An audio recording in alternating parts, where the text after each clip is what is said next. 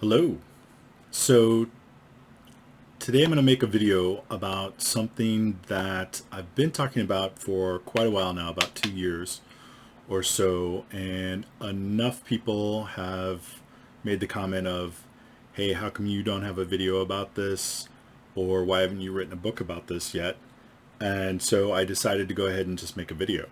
So I'm going to try and keep this as succinct as possible, but basically, what I'm entitling this video is Corrections to the Patriarchal Tarot Card to Astrology Symbol Association. I know that's a mouthful, but basically, it for every for every placement in astrology, for every sign, for every planet, there is a tarot card association with it, and I have come across what I believe to be there are four cards that are assigned to the wrong placement in astrology. So I'm going to go over that now. I'm going to start on basically how I got started down on this path in the first place and why. And it's not even like I don't even think they're wrong. I know they're wrong.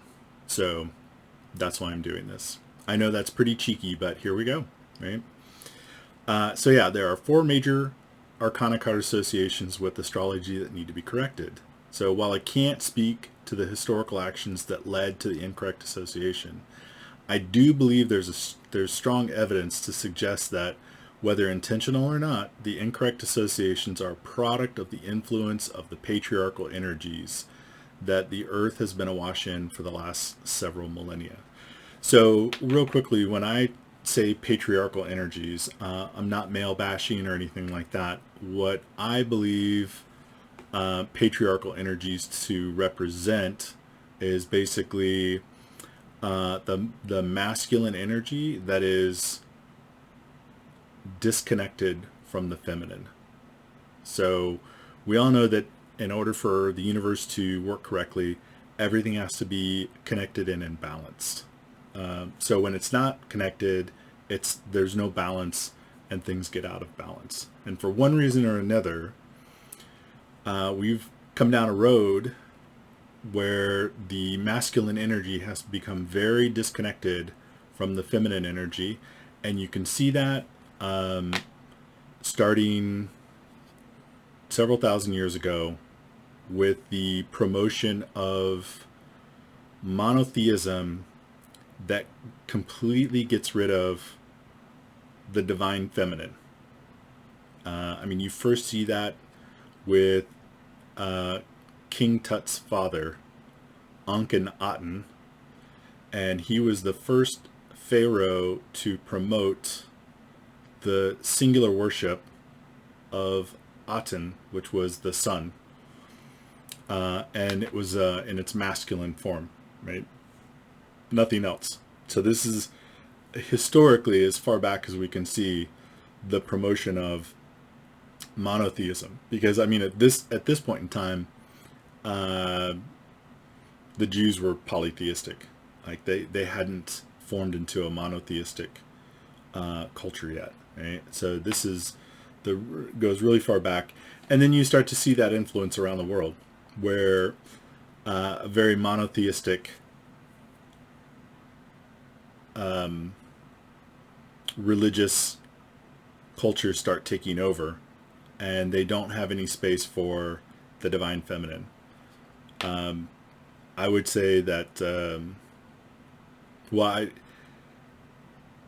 I don't really count Hinduism in that, although, Hinduism doesn't get rid of the divine feminine, although it definitely demotes it. And the sort of the main object of worship is the divine masculine. But certainly in the West and other places, you see this break where the divine feminine gets completely taken out of the picture, right? So that being said, that's what I call patriarchal energy, right? It's not men versus women. It just happens to be the masculine energy that is completely disconnected from the feminine energy. So, okay, the way I got started down this road is when I was trying to better understand my own personal sun sign of Cancer. Actually, in order to better understand myself. So I was on my spiritual path at this point, and I had a fair amount of knowledge about astrology and tarot, but I'd always felt dissatisfied with astrology readings that I'd gotten, as they always seemed to just describe things about me, but never really give me any information that was actionable, right? So while they were interesting and somewhat accurate, I just couldn't do anything with it. And so I went on a deep dive to try and understand my sign better. And I was really dissatisfied with how it was always described as, oh, it's the mother and it's the home and this and that. I'm like, that doesn't do anything that doesn't help me out at all. So I was looking at the tarot card associations with the different signs, and with Cancer, as the Chariot, I was always just like, what does that even mean? Like, what, and I hadn't done enough studying in the tarot cards to really go in and, I'd seen some people's description of the Chariot card, but it really didn't give me the information I needed. So, like with Aries had the Emperor card and things like that. So I was like, okay, that makes sense to me. Cancer, the Chariot, I don't know. Like, what does that mean? And it wasn't until another tarot card reader that I was listening to on YouTube mentioned that the Chariot was another word for the Merkaba. And that was a big light bulb moment for me. So I was like, oh, really? The Merkaba. I get it now, right? So the Chariot, the Merkaba, it's actually composed of 3 separate words. So Mer means light, Ka means spirit, and Ba means body.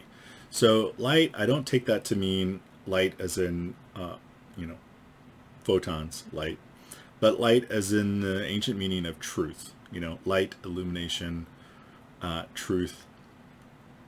And so I consider that to be representative of the soul, because the soul it's our truth. It's what goes on from life to life to life, and versus our spirit, which is generally seen to be our life force energy, right? So our soul is that immortal aspect of us that goes on to each life, and our spirit is our life force energy that animates our current body, right? And so the Merkaba is the idea of the Merkaba is that it's the vessel for the soul and the spirit, and the symbol for the Merkaba is the star tetrahedron. The two-dimensional symbol for the Merkaba is the 6-pointed star. So it is the alchemical symbol of the upside down triangle, which represents the divine feminine, which I take to mean the soul, right? And then the right side up triangle, which represents the divine masculine, which is the spirit or the life force energy, that are merged together in perfect harmony. So the Eastern version of this would be the yin-yang symbol. So the yin-yang symbol being the divine masculine, the divine feminine come together to create a whole. Okay? So now it makes sense to associate Cancer with the home, because the Merkaba is the home for our soul. For our spirit and our soul come together to create us and our body and our Ba. It also makes sense why it's the Chariot, because it's the Merkaba is the vehicle for our soul. It's how we get around. And also the mother, because if Cancer is the Merkaba, then It's kind of the Merkaba is when your spirit and your soul come down into your body. So you're literally kind of like bringing that down into your body. It's it's like giving birth, right? So it's bringing those two energies together into your body. It's what happens during birth.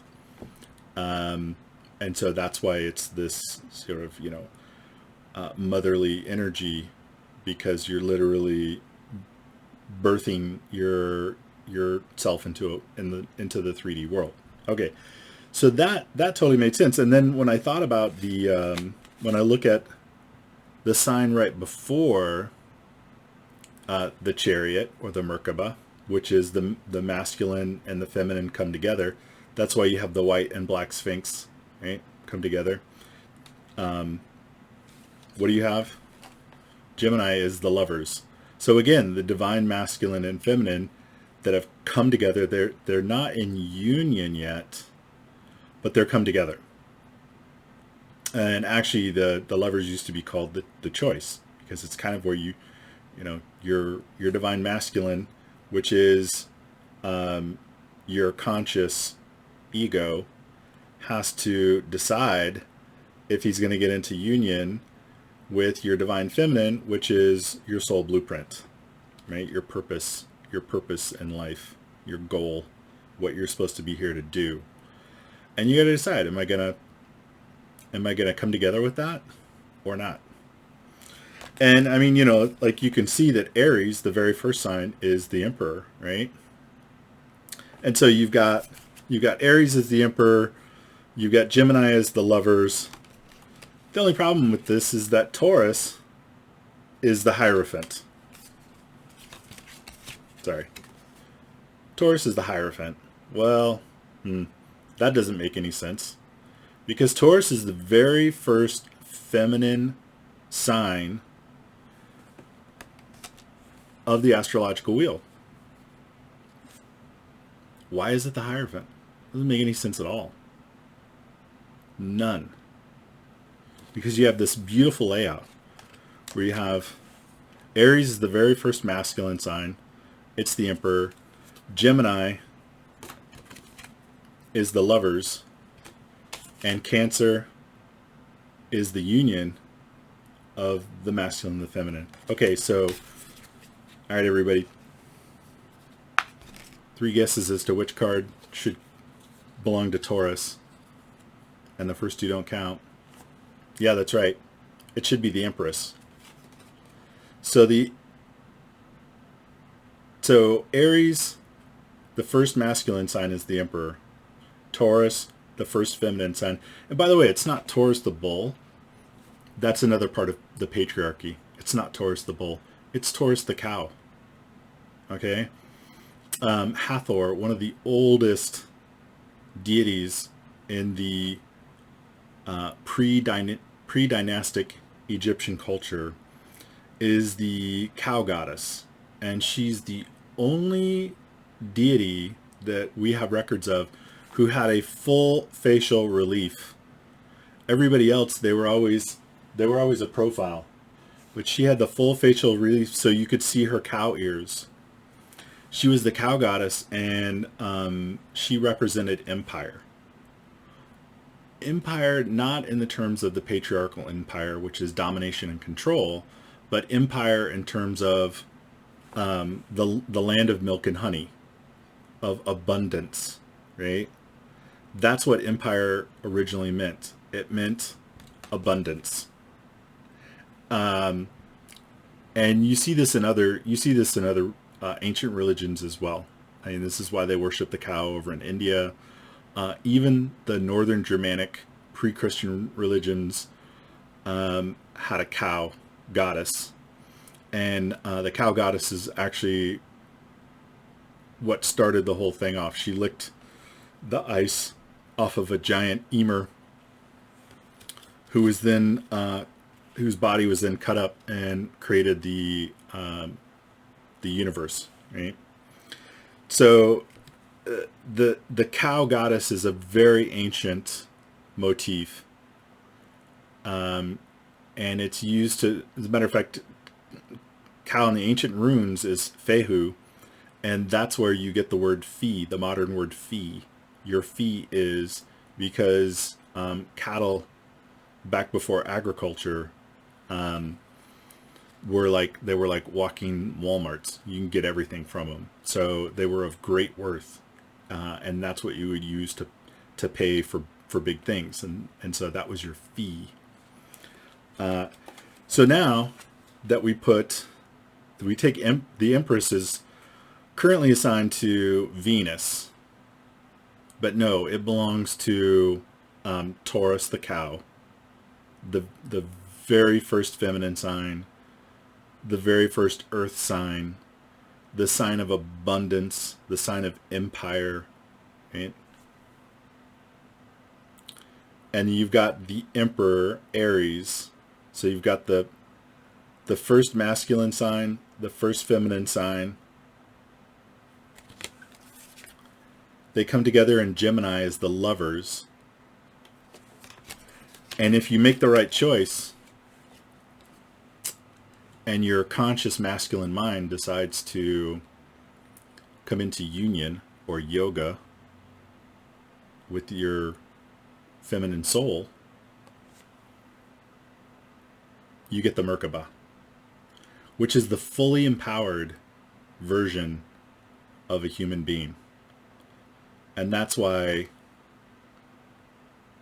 the person in the chariot, which is a hermaphrodite, by the way, which is a balanced masculine and feminine, neither one nor the other, but the perfect balance of the two, looks like a ruler and a magician, because that's what you become when you have that perfect union between your conscious ego and your soul's blueprint, and you can go anywhere when you're in union that way. Yeah, so that's where I'm going to end it here. In my next video, I'm going to talk about what happens to the Hierophant. Oh, I also wanted to say the Hierophant. The reason why the Hierophant, so you see how the Hierophant looks like the Pope? Yeah, that's no mistake. So the Hierophant was placed in Taurus because of the the patriarchal desire to dominate and control the earth, the feminine earth, right? Remember when the Pope is holding up that globe with the cross on top? Yeah, that's basically Christianity. That's a symbol of the Catholic Church dominating and controlling the entire earth, right? Having dominion over the earth, having dominion over the feminine energy, because it wants to control everything out of fear. So that's why you have the Hierophant placed in Taurus, because it wants to try and dominate and control the feminine, the earth. But no, it's not the right place. The right place for Taurus, the cow, is the Empress. And in the next video, I will tell you where I know actually the Hierophant is supposed to go. Until then, enjoy and leave your comments. I'd be interested to hear what you have to say.